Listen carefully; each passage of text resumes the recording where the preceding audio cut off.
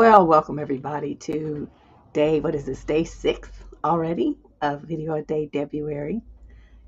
Today we're going to be talking about boundaries. And I do see that my guest is here. I was getting I was starting to hyperventilate because I wasn't sure if he was going to make it in time and I was going to have to try to do this by myself, which, I probably could do, but it's always better for you guys to get somebody else's perspective because you hear mine all the time. So let me give you a little bit of heads up about our guest, John Moore. He's a shaman. He's a shaman, okay? He's also a teacher, a spiritual coach who works with spiritually conscious professionals to live fuller, happier lives in touch with their true purpose. After 2 decades of working in the technology field, John turned to humankind's oldest spiritual practice, shamanism, to heal himself during a personal crisis. He believes that we interconnect with everything and everyone through a unique spark of divinity inside each of us, and we co-create our realities. That means you got to take a little responsibility for this. So let me get John on here. Hey there. What? Hey, nice to see you. Yeah, I'm telling you, I was starting to panic. It took Where me a is minute to get he? in. I'm sorry. Well, everybody, this is John Moore. And I do have, let's hold on a second since I got so discombobulated. Now I got to find my questions for you, John. I threw them around here somewhere. But basically, I know how I wanted to start off. I wanted to ask you to define what a shaman is, because my only point of reference is, um, like old westerns and what I've done reading about, Native Americans, and that seemed to be a big part of the culture.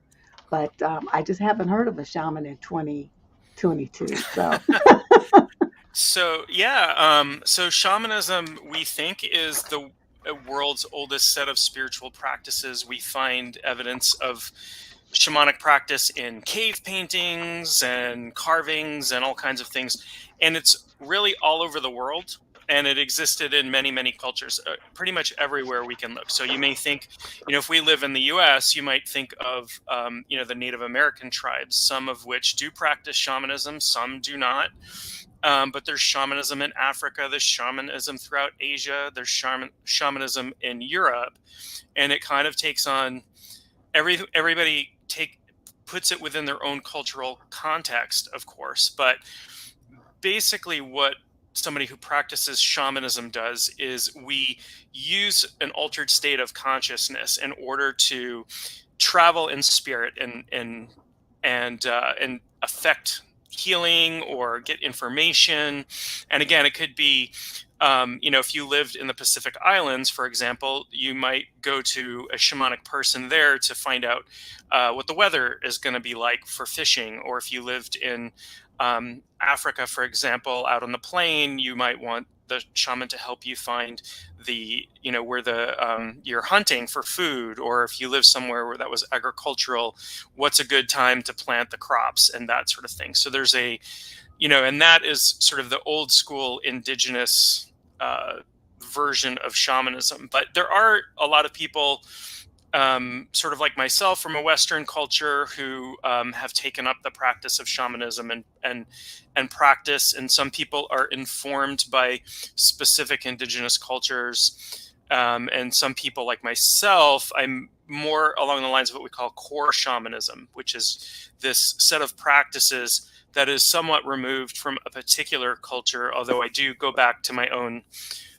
roots as well. I have roots from Europe, and certainly the tribal folks that I came from, if you go back far enough, were practicing shamanism as well. so how did you decide on that as a source of healing? I'm not Yeah. sure I would have done that. Yeah.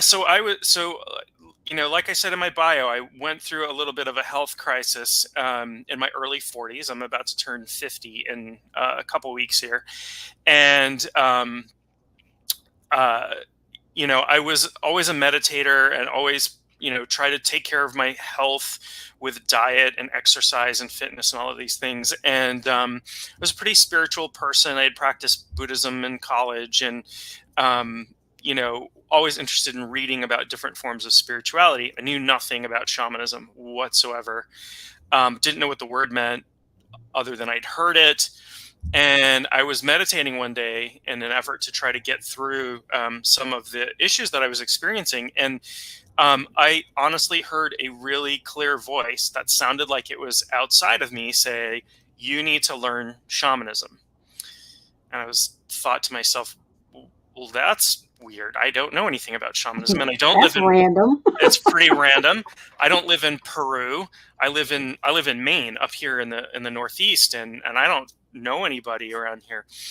And it turns out there's a few really, really amazing teachers up here in Maine, and I found my teacher who's been doing this for decades and decades, and very well respected internationally. And I don't know, I spent somewhere around 7 years training with her, doing apprenticeships and going through teacher training with her, and doing all of that. And when I started, I had zero intention of working with anybody else. This was only directed at working on myself. Mm-hmm. And then shamanism really became home for me. It's my spiritual home. It just feels, when I'm doing it, when I'm helping people, whether they're clients or students, it's what lights me up inside and keeps me going, and brings me hope for the world to come together and realize that we're not so different. We're all brothers and sisters, and we're all going through the same struggles. And it's really about experiencing this sense of love that permeates the whole universe if you're open to it. Well, I have one more question before we get Sure. into what we're supposed to be talking about, but this is Okay. just so, I just said, oh, I have to ask him all these questions because I'm so nosy. But what kind of things do people typically come to you for, to get help resolving? Yeah, it ranges. A lot of people come to me with trauma. That is a really common thing for shamanic healers to work with. Shamans have been working with trauma for thousands of years, and so people who have experienced trauma.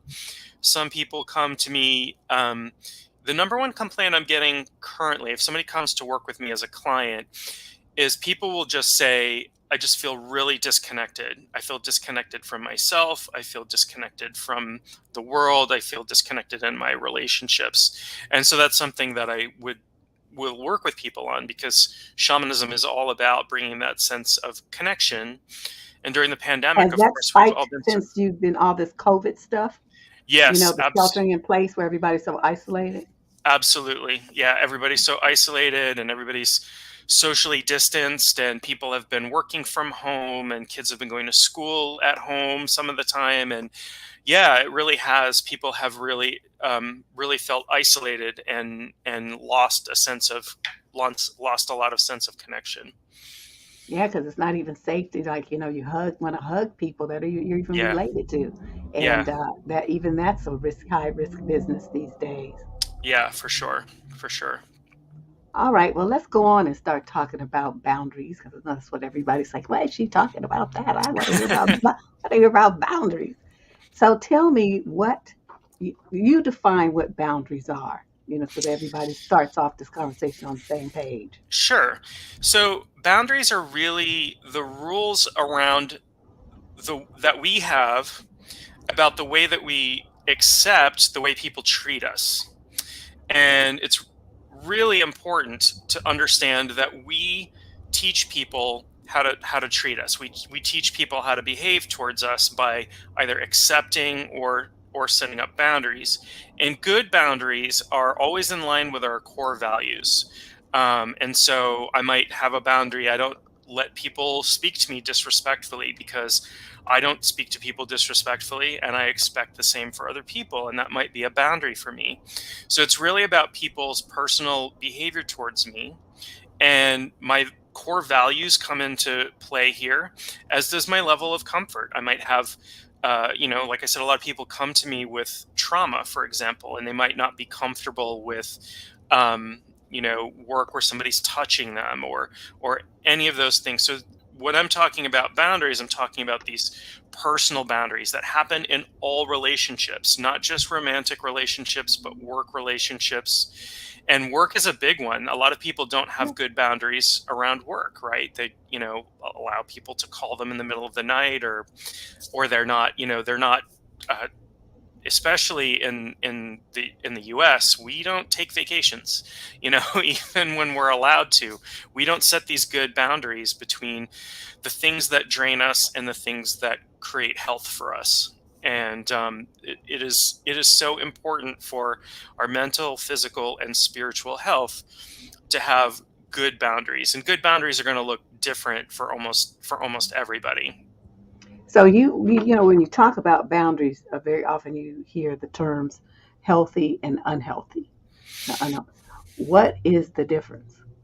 How will Yeah. we know if a boundary we have falls into the category of being unhealthy?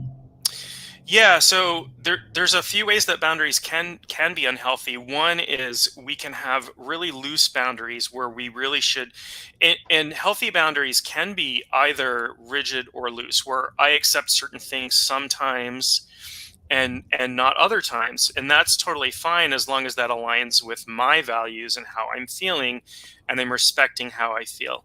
But unhealthy boundaries can often be porous, right? I can say I don't allow people to speak to me disrespectfully, and I'm not going to do that either. But then I might accept that from a parent or a certain friend or something like that, and I feel really terrible about it. But I don't feel okay putting my foot down and saying, "Hey, you know what? It's not okay for you to speak to me that way, because when you do, like I feel gross, I feel small inside," and that sort of thing. So unhealthy boundaries can be no boundaries. It can be boundaries that are porous, where we don't really respect our own boundaries, even when it creates discomfort. And there can also be unhealthy rigid boundaries where I'm holding everybody off instead of, I may be, and that comes from a place of fear or trauma, where I am pushing people away that maybe I actually do want to let into my life. And so, these are things that when we become conscious of it, and that's really the first step, is to understand what your boundaries are and understand when they need to be rigid and when they don't need to be, and what we're holding, what we're pushing away, and what we're pulling towards us. Do you think that the inability to establish and maintain boundaries has something to do with self-esteem? I do. In many cases, it does. People who have a lower self esteem might not feel like they deserve to have set up boundaries, or they might put other people's needs before their own. And sometimes it's okay to put somebody's needs before your own. I have children; their needs frequently come before mine, but I also do have to recognize that I have needs that have to be met as an adult, and so sometimes I have to set boundaries with my children and say, okay, we're not going to do this because I have to do this. So it can come from self-esteem, and I think a big source of either lack or unhealthy boundaries comes from a lot of the way we're socialized.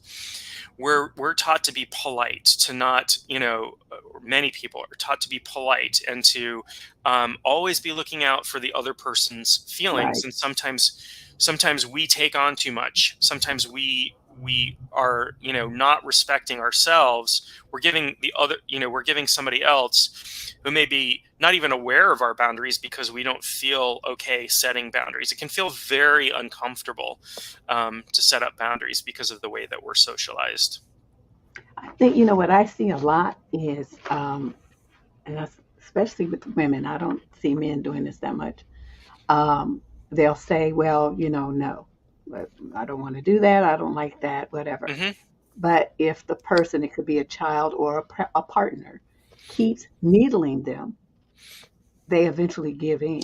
Yeah, yeah, yep. And that can be extremely unhealthy, right? I mean, we can allow people to really, really, you know, do things towards us that we are not cool with, but we just give in over time. We let people needle us down. And, you know, one thing that one thing that I, talk to my clients about when this has been an issue with them is, you don't ever have to explain your boundaries to anyone. That doesn't mean people aren't going to get upset when you set boundaries. You just have to be willing to accept that. Um, and B, you don't have to apologize for them. So you don't have to explain your boundaries, and you don't have to apologize for them. And very frequently when we apologize for our boundaries, I'm sorry, but I can't do that because of this.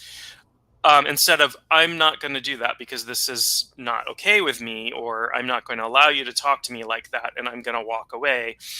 Um, and we explain it or we apologize for it, it can seem like that's a loose boundary to other people. And some people will needle or, Hmm. or overstep or, and that sort of thing. So I try to, the old, you have the right to remain silent, right? From which I realize is like a legal term, but you have the right to remain silent. You don't have to explain your boundaries to anyone. And if they can't accept it, then you have to choose what you want to do about that. But I find that when we get into explaining or apologizing, then we're almost opening up room for people to cross our boundaries. That's what I think too, because then it seems like, oh, well, that doesn't sound so firm. It sounds like there's room for negotiation. Hmm. So let me, put my counter offer on the table. And Right. then there you go. I'm like, oh, why do so many people have so much, so they have just such a problem just saying the word no?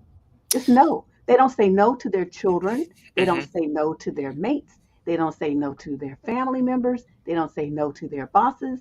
It's just a struggle word for many, many people. Yeah. And we are, again, like I think particularly in the US, and maybe not so much with other cultures, and other cultures have their own thing with that, but we're socialized not to say no to people when we're children, right? You know, I remember I was a rebellious child. Um, No. Big, huge surprise, right? I lasted in the Boy Scouts for a very short period of time, about 6 months, and I would, they'd wake me up at like 5 in the morning, and they were like, "Go, start a fire out in the rain," and I'd be like, "No," and like the adults would be aghast, like, how could this child say no? And so we, at least in my generation, did not teach children to have good boundaries, and particularly with adults. And that we get so used to, we don't even think about it anymore. We don't even think about how we were trained. It's not okay to say no when something really, really is a boundary. And it's something, I have daughters, and it's really, really important to me that they can say a solid no to somebody, and that's Ooh, that. And they yes. can put Ooh. their foot down. As a dad, like I have all the worries that every parent has, but as a dad of daughters, I don't know if that makes it intensified a little bit. But and I've during elementary school years with my daughters, I got called into the principal's office a couple times, and had to defend my daughters. But I was like, I'm not going to, yes, they need to be respectful, and I'm going to talk to them about that. But they do need to be able to have boundaries with adults and say, you know Right. what, that's not okay, and I'm not going to unteach my daughters that. I'm sorry.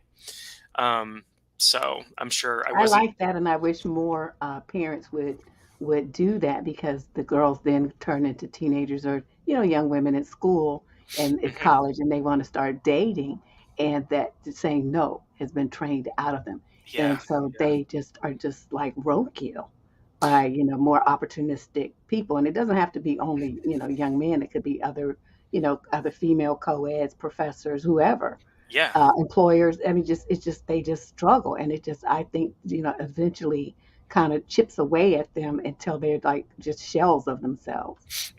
Yeah, yeah, absolutely. I've seen that a lot. I've seen that with married people, and I've seen that with even young people, and as you said, going to college and having people chip away at them. And we talk about in shamanism, we talk about this concept of soul loss, where if people have people have jobs or relationships, and they'll sometimes describe them of, this is sucking the life out of me, right? Mm-hmm. People have these life sucking jobs or these life sucking relationships, whether they're romantic or just interpersonal relationships, and very frequently relationships with family members can be that way, because we really can't say no to our family members. We really aren't, we really trained not to cut off a member of our family who is toxic, or that sort of thing. So yeah, it can really eat away at you, and definitely can take some rebuilding once you get to a point where you realize that that has happened. And it'd be great to avoid all of that.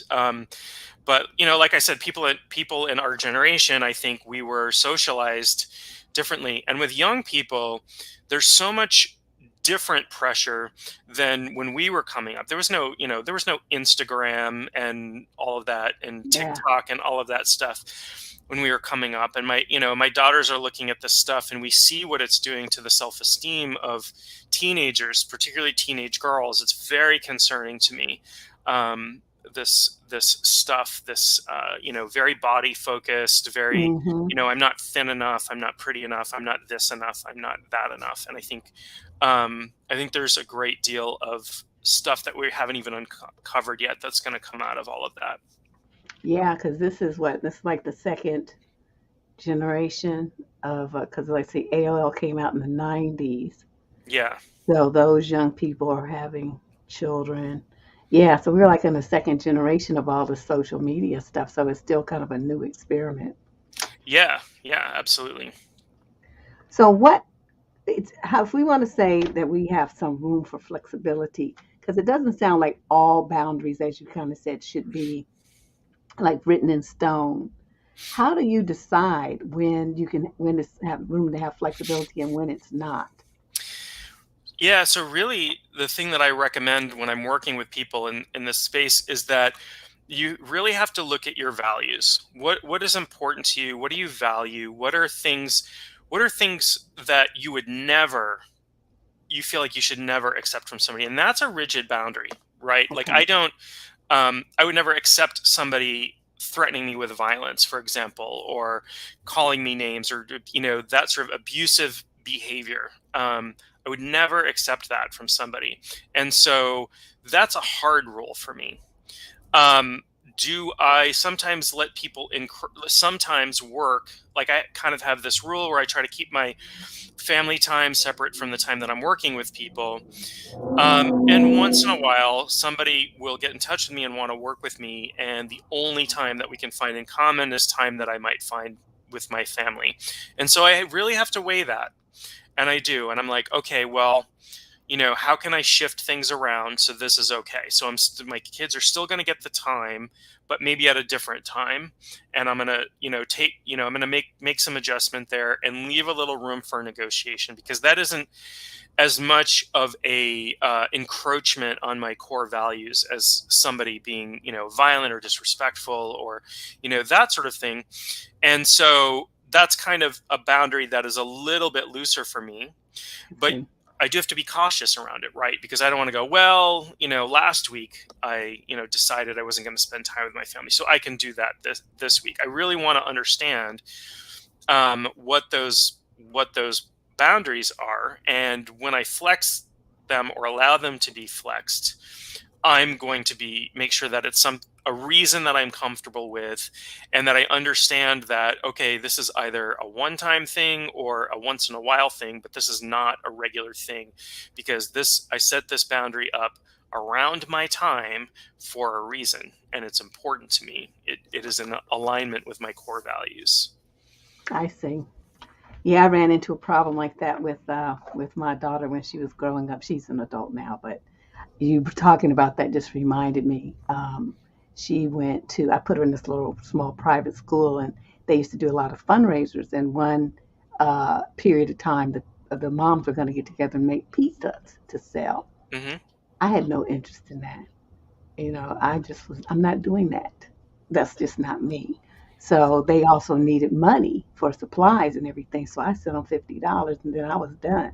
But my daughter was so upset. I don't know, to this day, she just really hasn't explained to me. what that represented to her. She really wanted me to be there making the pizzas. That wasn't communicated before I sent her money, but Hmm. I still to this day don't really understand why she was so upset about that, because it's like they couldn't make the pizzas without the money, so Right, right.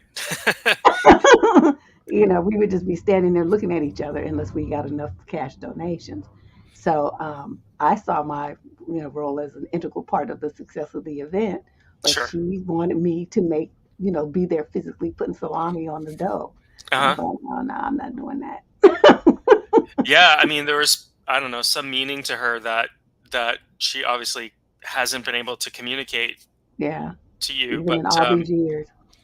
yeah, yeah, and that's in my experience, that's part of parenting. I'm always trying to figure out, um, figure that out. What's why does that upset you? And having those conversations can be eye opening, but sometimes kids don't even know why they're upset about things, and it Yeah, can be maybe harder that's why she hasn't been able to say anything. She don't know herself. to. I just thought she wasn't, willing to tell me, but it did maybe that.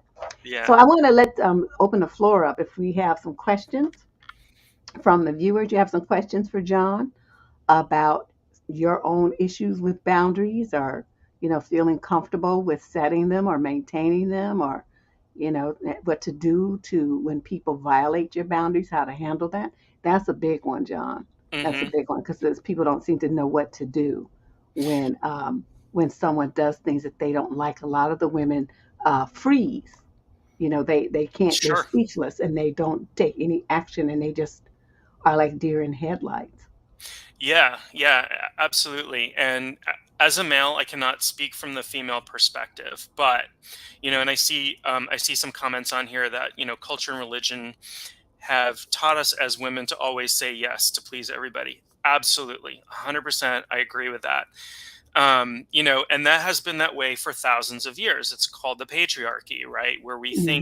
Where we think, we put men in charge of everything, and look at where that got us. And uh, we have socialized women to say yes, to be people pleasers and that sort of thing. So uh, I do think it's important to understand that that is a part of your culture. Culture is a little bit like water for a fish, right? Fish are swimming around in water, but they're not really always aware that the water's around them applying pressure on them. So the culture that we live in applies pressure constantly. We see messages on TV, on the radio, and music, and there's just all of these unspoken rules about what is okay and what's not. Right. And if you have been trained since birth to be a certain way, it can be hard to get out of that. But that being said, it can be done. Um, it might be uncomfortable, as all growth is uncomfortable. It is uncomfortable. Years ago, I cut off my father, which was very uncomfortable. I tried to have a relationship with him as an adult, and it was incredibly toxic. And it just got to the point where I said, I don't want to talk to you anymore, and you can't come by the house, and um, XYZ. And it was uncomfortable, and he didn't want to accept that, and he kept pushing and that sort of thing. But I really, for my own health, and this is the thing you have to realize, that for you, for your health, for your mental health, your physical health, and your spiritual health, yeah, it's going to be uncomfortable if you've never done it before. But you can take small steps. You can practice in small ways. Find small things to say no to begin with. If it's too hard to have them, That's this question, Nerly. This yeah. is your question. Yeah. How can women find their inner voice or train themselves to say no and stick to it? So beliefs and these things, they're habits of thought, right? We have these same thoughts even if they're unconscious, right? And this is really where this finding that inner voice and training yourselves, and I like that phrase, train yourself, because it really is about learning. So understand that it's not just going to come naturally. And mastery at anything, it doesn't matter if it's you know, cooking pizzas or shooting basketball or painting or saying no, takes effort. anything you want to master, anything you want to get good at is going to take some effort.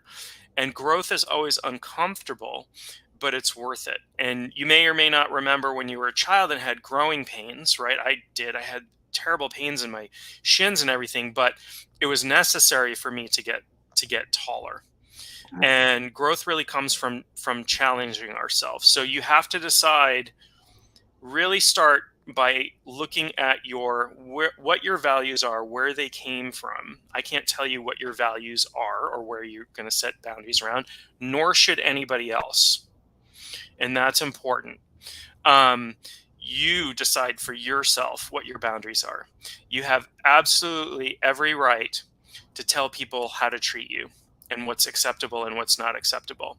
And so I think it begins with that. You are a human being. You are as divine and amazing as anybody else.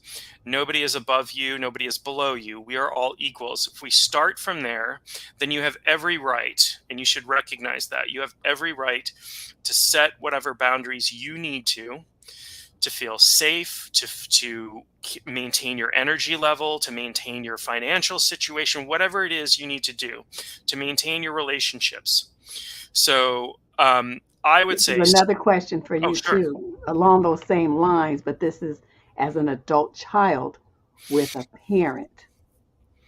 Yeah, so that's incredibly difficult, right? And the reason that that's so difficult is that you've essentially trained each other over the years. And as a parent, yeah, my kids are getting older, and you can probably attest that even when your children are adults, you still look at them as your children, right? Hmm. They're still your children. And so it can be hard for a parent to understand that, especially if they've always dismissed boundaries. So my advice there is this is an area where you need to have firm, not flexible boundaries, right? Because flexible boundaries give people the idea that they can cross them or that they're not that important. You don't have to explain them, and you don't have to apologize for them. And you have to be prepared for what that means, whether that means saying no, that's not okay, and walking away from the conversation, which is a tactic I highly recommend. And it was a My way, personal favorite. yeah, and it's something I learned from when my children were little, and they would act up as all children do, and just say to them, that's not acceptable behavior, and turn and walk away, instead of yelling or getting them into a state where they couldn't learn or hear. And then they realized they weren't getting the attention they needed. And people cross boundaries for a lot of different reasons. Some people are button pushers. I've had those in my family.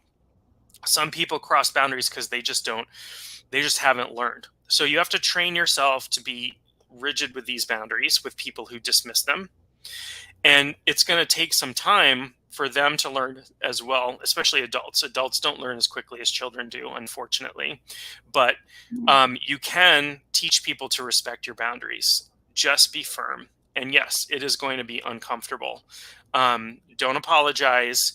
Don't change your boundaries. Again, as you described, Deb, the people needling you to try to cross your boundaries. Again, you're training people, you're teaching people how to treat you by allowing them to cross your boundaries. And if that's what they're used to, then that's what they're used to. That's what So, I tell parents, the moms, they think it's cute while their children are small, to give in to them. But I think, okay, well, imagine that same child at 16, a foot mhm, taller than you and outweighing you by 60 pounds. It's yeah, not so cute anymore, is it? So to me, um, teaching children that when you as a parent say no, that's what you mean.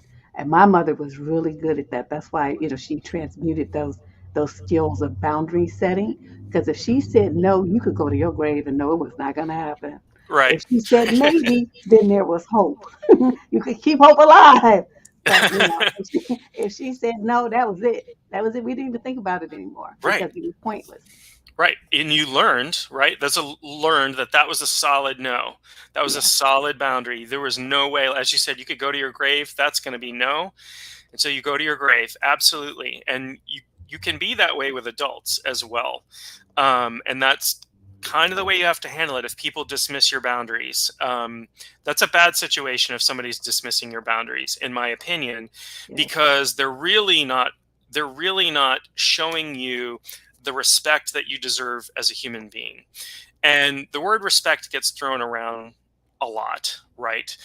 But what I mean by respect is that as a human being, you have a right to be treated a certain way, and everybody has that right. And I should respect that because I'm a human being, you're a human being, and I shouldn't treat you in a way that I wouldn't accept you treating me either. And so that's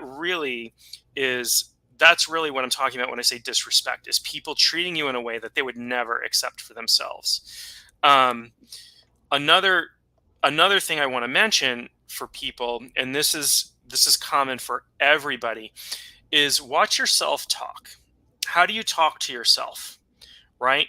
Do you talk to yourself, and I bet everybody does this at certain times, in a way that you would never accept from anybody else? Do you say things to yourself that you wouldn't allow a stranger to say to you, or your best friend or a parent to say to you? And be careful of that, right?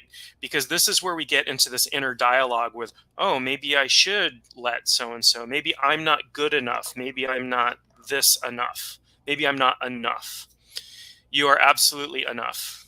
I don't care who you are, what your background is, where you came from, I don't care who your parents were, how much money you have, how much money you don't have. You are enough. You have the right to set your boundaries, and be careful how you talk to yourself. And that's a big one. That's a big one that I run into as well. Yeah, I see that a lot. And it starts when girls are very young, telling themselves, oh, I'm too fat. Mm, My nose is too big. Oh, my body's not right. I should get plastic surgery. I just, and they just tear themselves apart. So, and by the time they, make it over here, they're already in their 20s or 30s. They've been talking to themselves like that for decades sometime. So, yeah, I appreciate that comment. That's a good one. Well, yeah. John, I want to give you the opportunity to, kind of sum this up, what your sum total of boundaries. And then I have one more question to ask you about the shaman thing. Okay. Um, so just to sum it up, good boundaries, which can be rigid or can be flexible, should be based on your values. You should understand what they are, and if they're rigid, you don't negotiate. You don't have to negotiate your boundaries with anybody. You have the right to decide how the ways that you accept people to treat you. You are as valuable a human being as anybody else, and nobody has a right to step over your boundaries because of your relationship to them, or anything. There's nothing that gives people that right to overstep those boundaries. And so really value yourself as a person. Watch how you talk to yourself.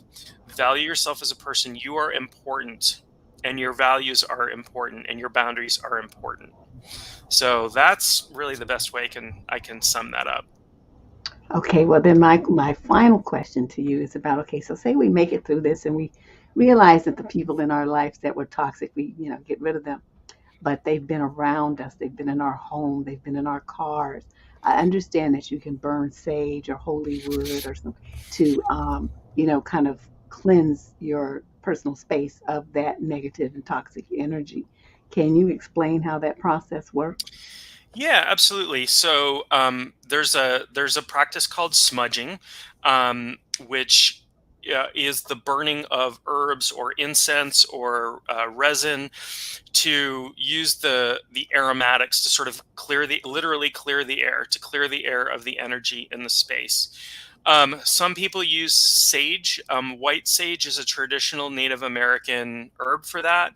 I personally don't purchase white sage because it has been harvested unethically and taken from traditional indigenous areas. But you can use, there are different things you can use, and I have Scottish ancestry, and so Scottish people used bundles of rosemary, which I actually prefer the smell of that. You can Oh use yeah, yeah, that smell is much better. delightful smell, right? You can use rosemary. Some people can use mugwort, which grows wild everywhere.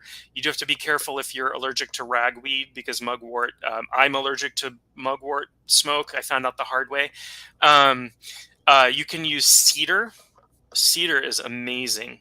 There's also a wood called Palo Santo, but that is wonderful smelling to burn, and you smudge the smoke around, and you can use incense as well. It's really just to change the vibration of the atmosphere. So you can do it in your home, in your car, in your workplace if they allow you to burn stuff in your workplace. And it's a nice practice that anybody can do. Okay. That's what well, good. That's kind of wraps things up then. But John, thank you. Do you have a website where people can find you? I do. People can find me at Maine Shaman. That's MAINE, as in the state, and Shaman, SHAMAN.com. Excellent. Well, thank you so much for coming and being a part of Debruary, John. Yeah, I'm thank you glad so you much. showed up. I'm telling you, I'm sorry if I scared you. It took me a minute to get I in. was over here sweating. Sorry to make you sweat. I apologize. Well, you enjoy the rest of your day. I'll Thank you. You talk to too. you later. Okay. Bye-bye. Bye. Okay, everybody, that was John Moore. I'm glad he came through great information. And I know a lot of you, if you're not really into the study of spirituality, what he was talking about, smudging, burning sage and incense and things to clear toxic energy out of your home is a widely spread. I mean, just widespread practice. Here in California, you can buy the white sage in the areas the native tribes actually sell it. It's some of the what do they call those things? Oh, I can't think of the name of them. Like the missions, they have the missions all up and down California coast, and some of the natives have stores in there, and you can buy some of those things that he was talking about in there, and the money goes right to the tribe. So that's something to investigate. But if you don't live anywhere near Native American trading, what they call them, trading post kind of thing, then just do as he said and go and use rosemary or something that's more sustainable and that's not being stolen away from the tribal lands. Other than that, tomorrow, who do we have tomorrow? We have, and what's her name? Uh, the title is How to Slay Self Doubt, which is really just works perfectly right on the heels of what we did today. That will be at 5 p.m. instead of 6 with Trish Roberts, and she's out of Atlanta. So I'm really looking forward to seeing what she has to say because I just loved her title. I let them pick their own titles. And she said she wants to slay self doubt. I'm like, okay, then. All right. Let's do that. So she'll be here at 5, which is 8 if you're on the East Coast. And we'll see what she's got to say. But I hope you guys enjoyed day 6 of Debruary. We're counting on down. We're almost finished with week 1. And this is exciting stuff. We got a lot of great shows coming up for you. If you have not already, please hit that subscribe button and you can go on the community wall. There we have a listing. I have calendars by the week that shows what all the subjects are. That you can go to the upcoming videos, hit reminder, and then get a reminder for the exact video that you want to see. That's it for today's show. Be here tomorrow at 5 for Trish Angel Roberts talking about how to slay self-doubt. This is Deb Cooper signing out, and Shay the Bay holding down the chat room. We'll see you guys tomorrow at 5 o'clock. Bye-bye.